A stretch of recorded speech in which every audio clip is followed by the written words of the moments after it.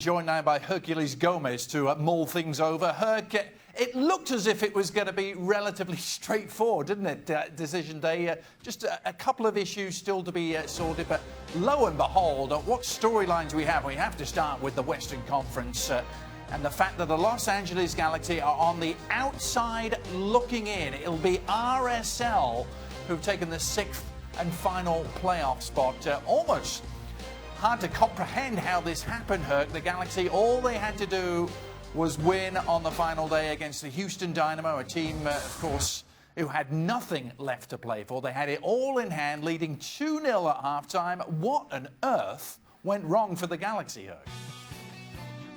Catastrophe. One of the biggest meltdowns we've ever seen in Major League Soccer, I guess, decision day history. You're up 2-0 at home against a team that doesn't necessarily play well on the road, that has nothing to play for. You have Zlatan Ibrahimovic. Your team's finally playing somewhat well defensively, and you give it up. You give up 2 goals, and then the third goal, and it's a dagger. You're on the outside looking in. Real Salt Lake has nothing. They don't even play. They're sitting at home watching you have your moment at home in front of your fans, and it gets taken away, gets ripped away from Zlatan Ibrahimovic, Dominic Kinnear, and the Los Angeles Galaxy. It's an utter and complete mess for the Galaxy. This doesn't just happen on the last day of the season. This is, I guess, a fiasco in the making from the beginning of the season. You give Michael Ciani and you give Skelvic, the 2 center backs, incredible amounts of money. This is the most expensive center back duo in Major League Soccer, and they leak goals like crazy. You finally right the ship when Dominic Kinnear gives Steres and Romney a chance. You have 22 goals, 10 assists from Zlatan Ibrahimovic, and the rest of company, Ola Kamara, Alessandrini, Giovanni Dos Santos, Jonah Dos Santos, these just big-name players, and in the last day of the season, you let it go.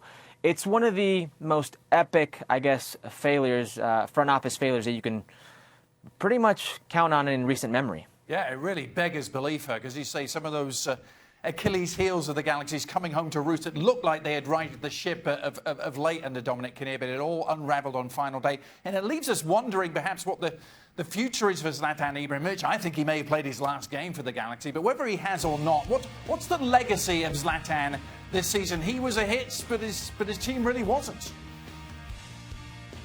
His team wasn't, and listen, Zlatan Ibrahimovic's big question mark was his health. When he came into Major League Soccer, would the 36-year-old at the time have been physically capable enough with the day-to-day of what was Major League Soccer? He was coming off reconstructive knee surgery. He proved this all wrong. I think the over-under for many was around 15 goals. He completely shattered that. He put the Galaxy on his back, but it proved to be too much of a big job for Zlatan Ibrahimovic to do on his own. He really didn't get any help from who you thought he was going to get help. The Giovanni Dos Santos of the world, the Alessandrinis of the world. Ola Kamara, even for his double-digit goals, he wasn't really the player who lived up to the billing, especially at the, I guess, side of Zlatan Ibrahimovic in the big moments that he had.